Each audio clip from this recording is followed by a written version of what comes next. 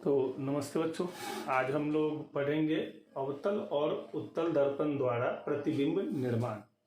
देखिए, ध्यान देना है कि ये जो 6 पोजीशन देख रहे हैं, अवतल दर्पण और उत्तल दर्पण में जो प्रतिबिंब बनता है, तो उसका बनाना, प्रतिबिंब बनता कैसे है और वो प्रतिबिंब का क्या गुण है, उसको याद नहीं किया जाता है, उसको बनाना सीखा जाता है। किस आधार पर? तो किरण आरेख की बनावट के नियम, जो 4 नियम हम पढ़े हैं ना, उसी नियम के आधार पर। तो उस 4 में से कोई 2 नियम की आपको आवश्यकता होगी। किरण आरेख किसी प्रतिबिंब के निर्माण को दिखाने के लिए कम से कम 2 किरण आरेख की आवश्यकता होती है। आपसे एग्जाम में पूछता भी है ऑब्जेक्टिव में कि प्रतिबिंब निर्माण के लिए कितने किरण आरेख की आवश्यकता होती है, तो आंसर हो जाएगा 2। उसके बाद अब यहां देखते हैं कि हमारे सामने अवतल दर्पण के सामने 6 अलग अलग पोजीशन हो सकता है कि जहां वस्तु रखी गई हो। अभी अनंत पर हो सकता है। उसके बाद वस्तु अनंत और सी के बीच हो सकता है। 6 में से कोई भी हमसे एग्जाम में पूछ दिया या हमको कोई भी बनाना है। ध्यान दीजिए कैसे बनाना है। हम इसको बनाना आपको सिखा रहे हैं, याद नहीं करना है, इसको घर पर प्रैक्टिस करना है। कोई जरूरी नहीं है कि स्कूल में कैसे हुआ या हमने कैसे सिखाया, आपको बुक में कैसे दिया है। आप बस कुछ बेसिक बात को ध्यान से समझिए। अवतल दर्पण में हमको प्रतिबिंब बना के दिखाना है, तो सबसे पहले हम एक अवतल दर्पण बना देंगे। अब बहुत बच्चे को देखते होइएगा कि उसका अवतल दर्पण जो है इसे टेढ़ा हो जाता है, तो ये टेढ़ा न हो, इसके लिए क्या करना होगा कि आप ऊपर और नीचे क्या कीजिए, पहले बिंदु दे दीजिए हल्का सा, एकदम आमने सामने, और उसको थोड़ा कर्व करके मिला दीजिए। खुद आपका फोटो जो है सबसे अच्छा बन जाएगा। अब देखिए, ये हमारा अवतल दर्पण हो गया। 6 में से कोई भी क्वेश्चन पूछेगा तो इतना तो पहले करना ही पड़ेगा, अवतल दर्पण। उसके बाद हमको मुख्य अक्ष बनाना पड़ेगा, तो चलिए हम एक मुख्य अक्ष बना देते हैं। बीचों बीच एक मुख्य अक्ष।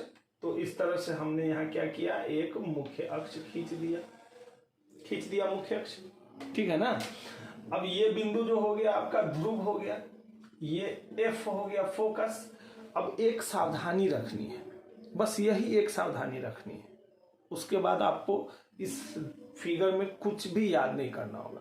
ध्यान दीजिए, सावधानी क्या रखनी है कि P और F के बीच की जितनी दूरी होगी, जैसे कि देखिए यहां हम मेजर कर लेते हैं, P से F के बीच की दूरी कितनी है, 8 सेंटीमीटर यहां दिख रहा है। तो हम यहां F और C के बीच की दूरी भी 8 सेंटीमीटर ही देंगे, यानी कि P और C के ठीक बीच में होना चाहिए F। इतना काम आपको इस 6 में से कोई भी फिगर बनाना हो उसमें आपको करना पड़ेगा, ठीक है। अब देखते हैं, अब तो सीधा हिसाब है। अब वस्तु जहां बोलेगा रखने के लिए वहां रख देते हैं। तो हमसे बोल दिया एग्जाम में कि वस्तु जो है C और F के बीच में, या बोल दिया कि वस्तु C से परे है। चलिए पहले C से परे रख देते हैं। तो C से परे कहने का मतलब क्या हुआ, C से परे का मतलब C के बाहर, या इसको ऐसे भी बोल सकता है कि वस्तु अनंत और C के बीच हो। ये मुख्य अक्ष से बाहर क्या हो गया, अनंत, और ये क्या हो गया C, तो C और अनंत के बीच हो। इसको कभी कभी क्वेश्चन घुमा के पूछ देता है, C के परे। अब यहाँ देखिए 4 नियम हमने पढ़ा, तो 4 में से किरण आरेख की बनावट के 4 नियम होते हैं ना, उसमें से कोई 2 नियम यूज कीजिए। तो सबसे पहला नियम जो होता है कि समानांतर प्रकाश आएगी और फोकस से जाएगी, वो तो निश्चित रूप से यूज करना चाहिए। आपकी मर्जी है, नहीं मनो मत कीजिए, हमने पहले ही कहा है 4 में से कोई 2। हाँ, तो यहाँ प्रकाश कहाँ से आएगा, ये वस्तु हो गया। ये जो तीर देख रहे हैं ना, ये जो तीर है ये वस्तु है, तो इसके सिरे से, इसके माथा पर से प्रकाश जो है ले जाइए, है ना। तो समानांतर प्रकाश हम लेके चले गए। अब समानांतर प्रकाश लेके गए हैं तो कहां से आएगी, फोकस से आएगी, क्योंकि हमने पढ़ रखा है कि समानांतर प्रकाश किरणें परावर्तन के बाद मुख्य फोकस से होकर गुजरती है। तो हम इसको मुख्य फोकस से होकर लेकर चले गए, एकदम सीधा सीधा लाइन में काम कीजिए, ठीक है ना। तो समानांतर वस्तु हो गया, ये वस्तु, ये जो तीर देख रहे हैं ये तीर वस्तु है। तो वस्तु से एगो समानांतर प्रकाश गई या टकरा के वापस आ गई फोकस से। अब दूसरा नियम लगाइए, तो दूसरा कोई भी नियम लगा सकते हैं, आपको जो मन में आता है।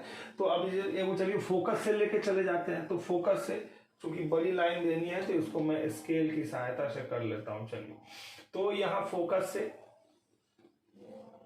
हाँ, फोकस से प्रकाश आ गया, यहाँ फोकस से होकर प्रकाश जा रहा है।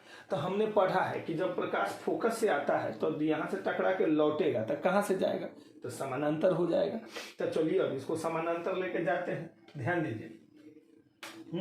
तो अब इसको समानांतर जो है लेके जा रहे हैं। हाँ, अब ध्यान दीजिए, यहाँ जो परावर्तित प्रकाश किरणें हैं, प्रतिबिंब किसे कहते हैं? प्रतिबिंब की परिभाषा हमने पढ़ रखी है कि दर्पण से परावर्तन के बाद, है ना, प्रकाश किरणें जिस बिंदु पर मिलती हैं या मिलती हुई प्रतीत होती है। तो यहाँ देखिए, दो प्रकाश किरण आ रहा था, दोनों आया, और जब ये दोनों लौट के गया है तो दोनों कहाँ मिला है? इस बिंदु पर मिल रहा है। देखिए इसको ध्यान से कि ये वाला समानांतर वाला आया तो ये चला गया, ये समानांतर वाला वहां से टकरा के आया है, और ये जो देख रहे हैं फोकस वाला, ये समानांतर आ रहा है, ई वाला है। अभी दोनों लौटने वाला प्रकाश एक दूसरे से जहां पर मिल रहा है ना, वहीं पर आपको क्या करना है, इसे लाइन खींच देना है, वही हो गया प्रतिबिंब। क्या कहलाया वो? प्रतिबिंब। तो अभी यहाँ देखिए, अब इसमें भी बच्चा क्या गलती करता है, तो ये ऐसे कर देगा, इतना वो यहाँ पर लटका देता है। अरे मुख्य अक्ष तक ले जाना है, ऊपर इस यहाँ तक सटा देना है, तो यही हो गया प्रतिबिंब। अब इसका गुण क्या हो जाएगा? तो ये हमारा फोटो बन गया। अब इसका गुण लिखना है, तो गुण जब सामने देख रहे हैं तो इसका गुण क्या क्या हो गया? प्रकृति। ये जो प्रतिबिंब बना है उसका प्रकृति क्या है, कैरेक्टरिस्टिक्स क्या क्या है, उसका गुण क्या है? तो सबसे पहला क्या हो गया कि वास्तविक है। काहे है वास्तविक? तो सांचों के कटा है। ये दोनों प्रकाश किरण जो लौट के आया है तो सचमुच में कटा है तब न बना है। तो ये प्रतिबिंब कैसा हो गया? ये वास्तविक हो गया।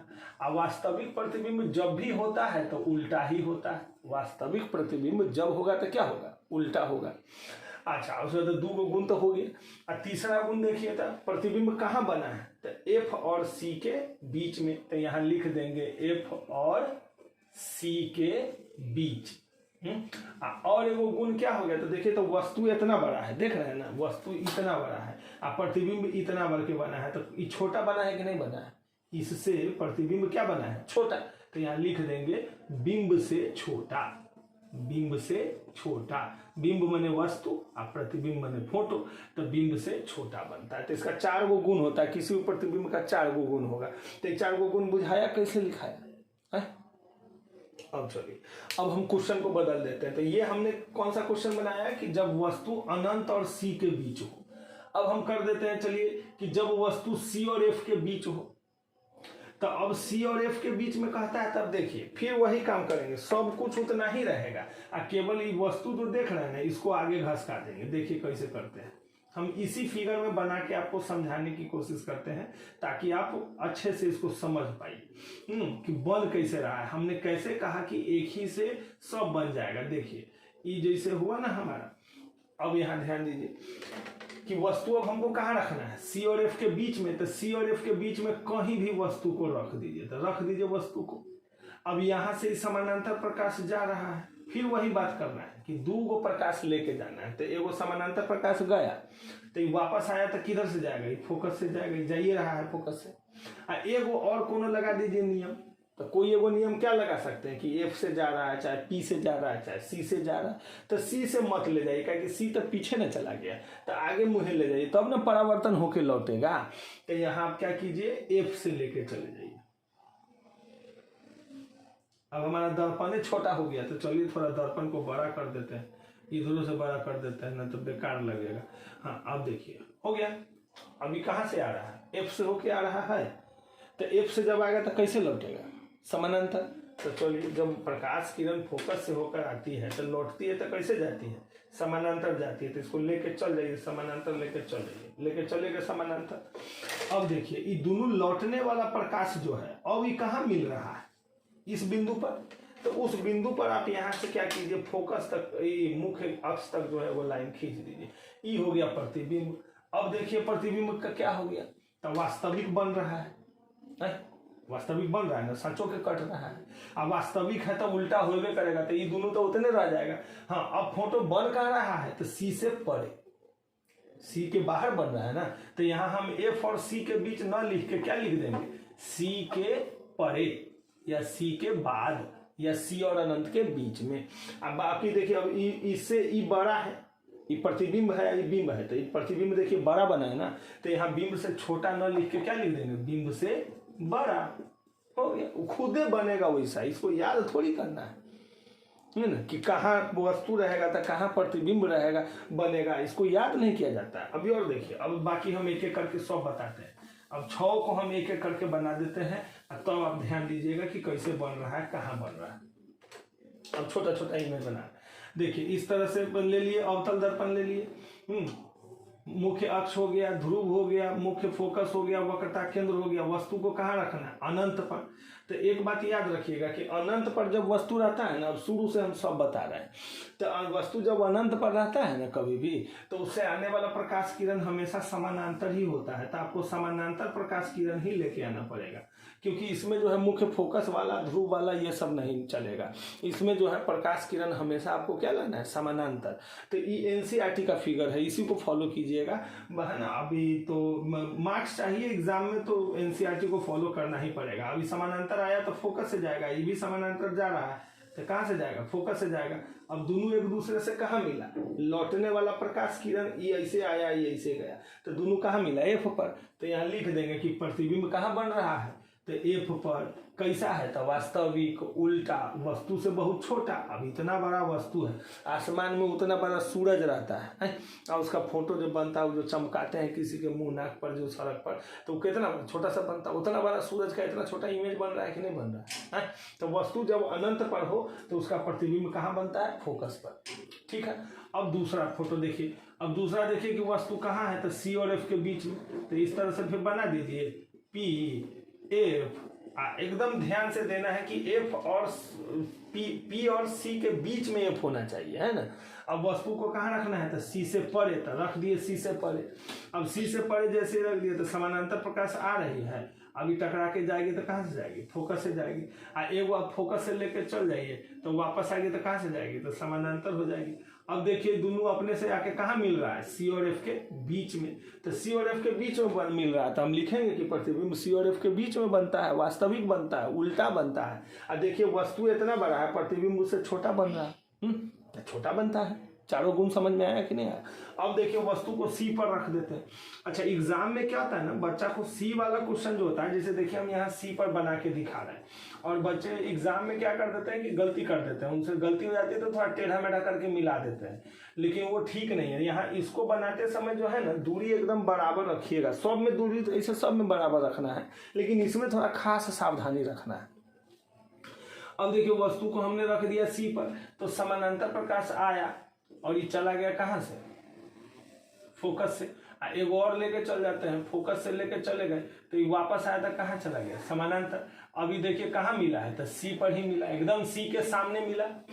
तो ये तो संयोग। अब देखिए हमारा प्रैक्टिस है, इतने दिनों से हम पढ़ा रहे हैं, इसलिए अब बनाते हैं तो सही बन जाता है। लेकिन आपसे क्या होगा कि अगर गलत बन रहा तो क्या कीजिएगा, उस समय सावधानी क्या रखिएगा। सो देखिए हम आपको इसको ट्रिक से बताते हैं कि कैसे बनाना है।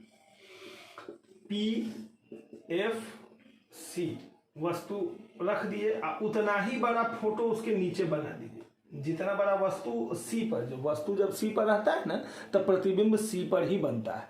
अब यहाँ से वो समानांतर प्रकाश लेके चले गए, तो ये वापस आया तो फोकस से जाएगा, तो आप उसी बिंदु पर ले जाइए। आई फोकस से आया तो समानांतर जाएगा, तो इसको उसी पर जाके मिला दीजिए, अपने जाके वहां पर मिल जाएगा।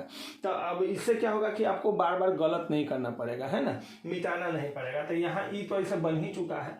तो वस्तु जब C पर रहेगा तो प्रतिबिंब कहाँ बनता है, C पर। वस्तु के बराबर आकार का बनता है, वास्तविक बनता है, उल्टा बनता है। हो गया। अब वस्तु को रख देते हैं कहाँ, C और F के बीच में। ध्यान दीजिए। अब एक चीज आप ध्यान दे रहिएगा। चलिए एक और फोटो बनाते हैं, फिर हम बताते हैं कि वस्तु को हमको कहाँ रखना है, C और F के बीच में।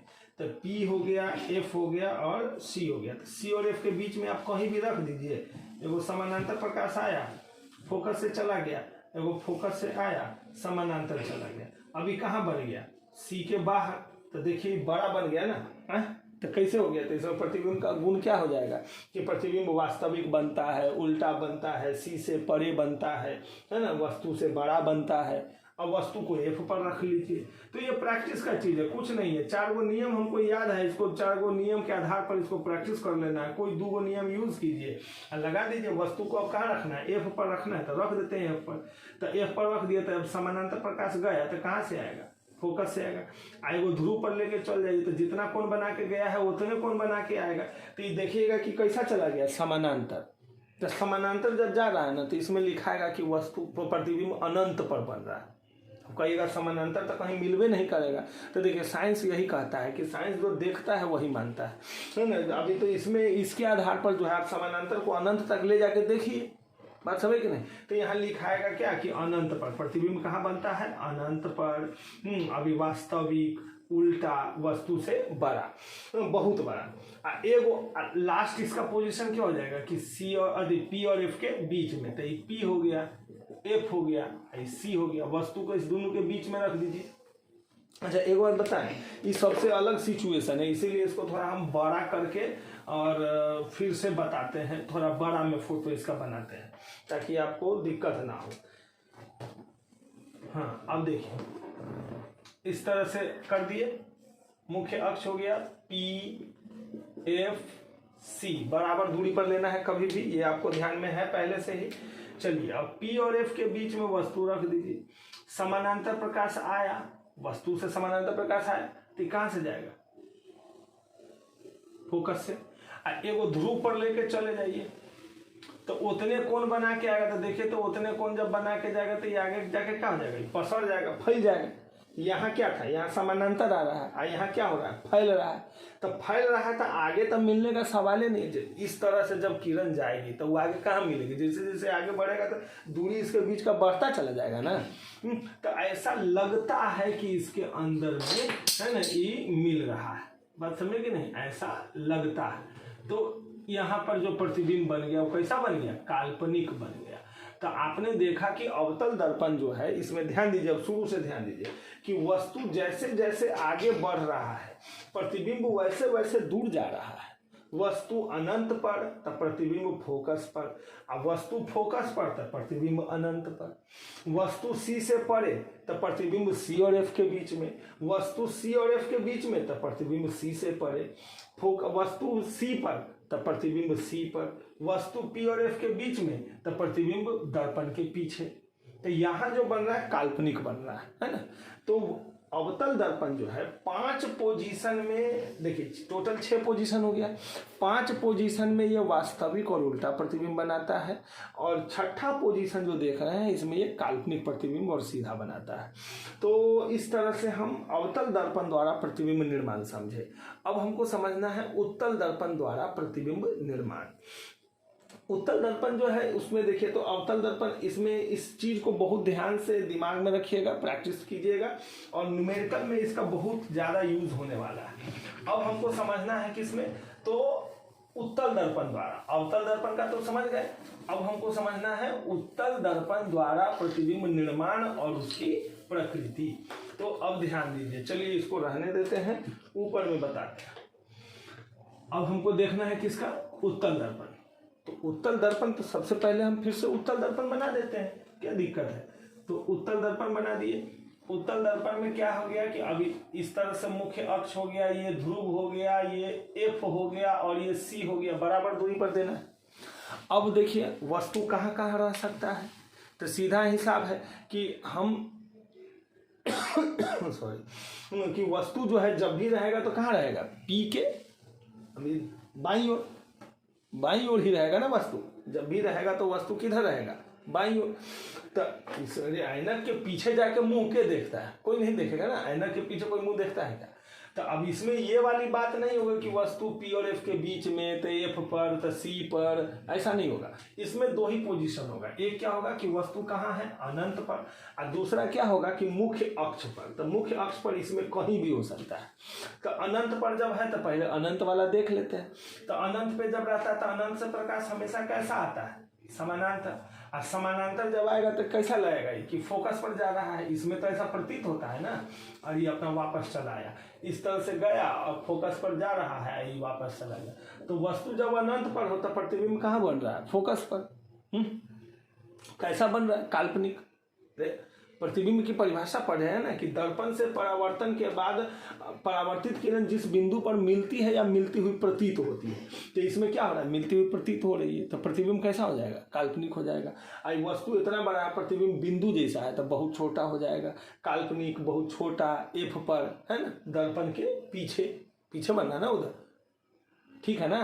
अब देखिए, अब उसके बाद एक लास्ट पोजीशन इसका देख लेते हैं। उत्तल दर्पण का दूसरा पोजीशन क्या हो सकता है, अवतल दर्पण में 6 पोजीशन था, अवतल दर्पण में क्या होगा, 2 होगा, तो पी एफ और यहाँ दे दिए हम सी।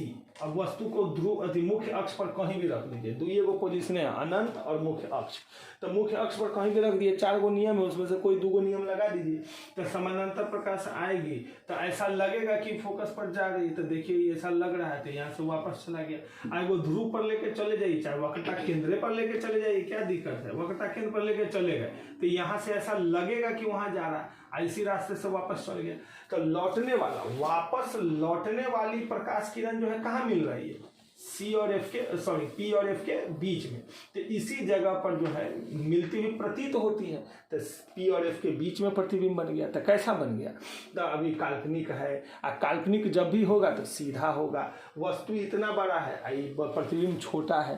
तो एक बात ध्यान दीजिएगा कि उत्तल दर्पण हमेशा ही काल्पनिक प्रतिबिंब बनाता है और वस्तु की अपेक्षा छोटा प्रतिबिंब बनाता है, जबकि अवतल दर्पण वास्तविक भी बनाता है, काल्पनिक भी बनाता है, बड़ा भी बनाता है और छोटा भी बनाता है। तो फिर अगले वीडियो में हम लोग प्रकाश चैप्टर का अन्य जो बचा हुआ हिस्सा है उसको देखेंगे। तब तक के लिए बाय बाय।